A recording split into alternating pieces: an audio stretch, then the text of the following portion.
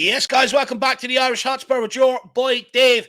And today I'm going to give you my predicted lineup that I think Ange Postecoglou is going to pick to come home with all 3 points from Turf Moor and get this club back to winning ways after Tuesday night's disaster, absolute horror show. So look, let's get straight into it. Let's not waste any time. And I have gone with Big Vic returning in goals, of course, picking up a couple of clean sheets before maybe being rotated the other night. I do think that's one mistake maybe Ange Postecoglou made, despite Fraser Forrester making some very good saves to sort of get us to penalties in the first place. We did miss Vicario's distribution. Fulham pressed us. We had no answer. And then when we did go back to Fraser Forrester, he ended up just punting it long, whereas Big Vic has a better passing range, and that'll definitely come into play if Vincent Kompany is getting any ideas about sending Fulham or sending Burnley to press us like Fulham did. Now, let's move on to left back. A proper left back, may I add, in Destiny Ugochi. And my God, I cannot wait to see this guy back in action. He's just going to erase the memories of Ben Davies. He showed exactly what what level we're at right now and where our sort of backup players need to come to. The guy is showing that he can defend, but also he can get on the ball. He can run with it on the outside. He can play 1-2s with people, link up, cross the ball, get assists, everything Ben Davies refused to do Tuesday night. All he done was pass the ball inside, stat padding all game long.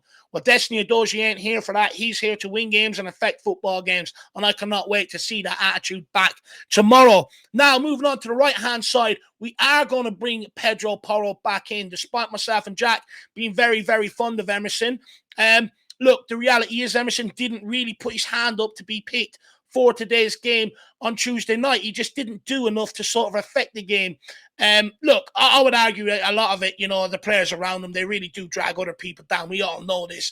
But at the same point, he didn't do enough to sort of say, pick me for today's game. And with Pedro Porro, to be fair to the guy, there's been a lot of question marks about his defensive capabilities at right back. He's put them to doubt.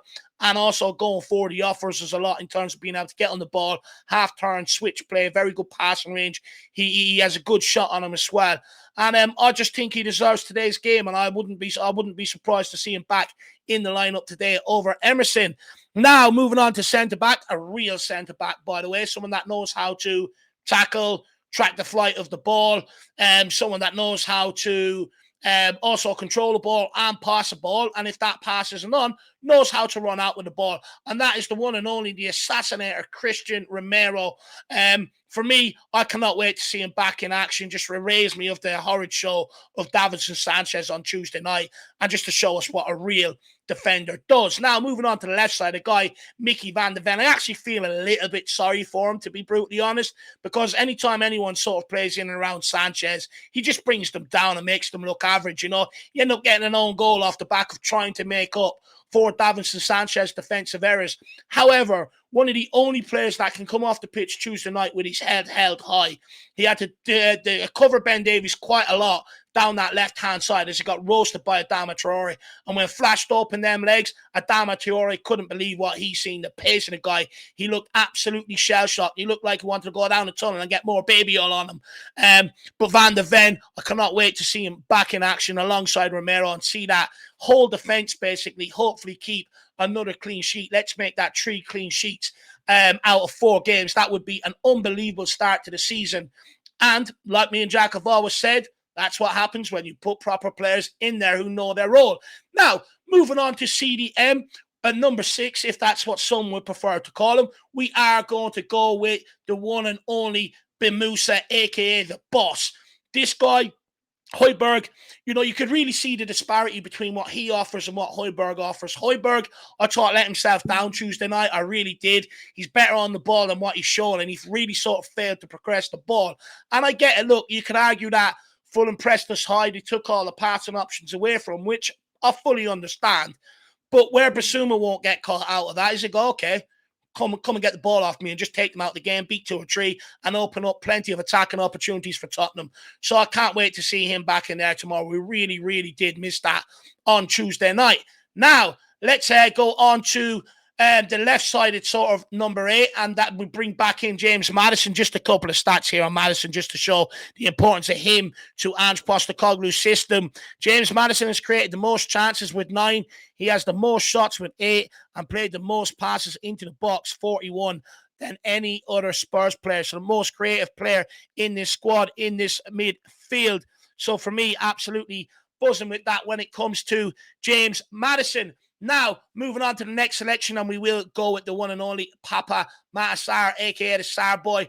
Of course, we all know why he's in here. You know, he's got off to a brilliant life at Tottenham under Ange Postecoglou. 1 goal against United, 1 assist against Bournemouth, and hopefully we can still keep seeing some of that creativity that Papa Matar Sarr offers, but also very, very crucial on that side, being able to defend and help someone like Pedro Porro out when he's asked to do the inverted fullback role under Ange. Now, moving on to the front three, I know many people, you know, with the signing of Brennan Johnson, that this could be anybody, right? You could have Brennan Johnson on the right, Son still on the left, Kulu up front. You could have Kulu on the left, Johnson on the right, Son up front. However, we have gone with Son on the left-hand side.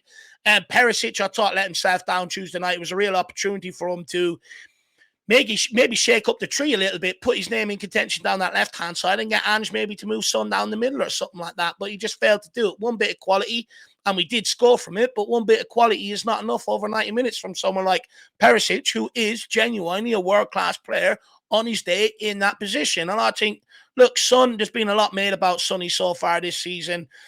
For me, I think it's only a matter of time before he hits the back of the net. And once he does, he's going to go on a scoring streak.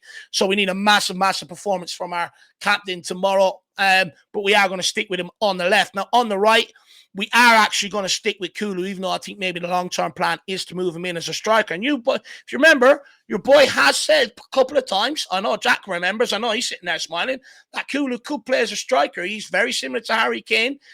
Body shape, the way he plays, he can do everything as well. So I wouldn't be surprised to see that be the long-term plan. However, we stick with him on the right this game because I do feel that the signing of Brennan Johnson may have come too soon. And I think Ange Postecoglou will probably ultimately end up long-term playing Johnson down the right. But I think he'll work on that over the international break rather than force it today against Burnley. Now we'll move on to the main position. And we look, Richarlison, he's going to retain his place today. You've got to keep the guy in the team after scoring midweek. I know his all-round performance maybe wasn't the best, and Ange Postecoglou alluded to that in the press conference. But out of possession, he still works incredibly hard chasing teams down, which is valuable to Ange Postecoglou's system, whether we like it or not. And he also scored. And for me, you know, if you take him out now after scoring on Tuesday, that will completely crush his confidence. So for me, I think you've got to stick with him and see how he goes. But what I will say, if it's not working after 45, 50 minutes, Ange Postecoglou knows different things he can look at. Move Son central, move Kulu central, bring on Johnson, you know, Perisic, Solomon. Then when you've got Gill back, so Richarlison now has to start showing the other aspects of his game and show that he can lead the line at Tottenham Hotspur. So let's get behind him and let's hope he bags a couple of goals today for his sake and for all of our sakes. But look, that's my predicted lineup for today's game. I'm going to make another 9 changes. I know Ange Postecoglou got ridiculed for making 9 changes last week. Well, he's making another 9 today. So if we win, does that mean we you know, that we still ask questions of Ange Postecoglou?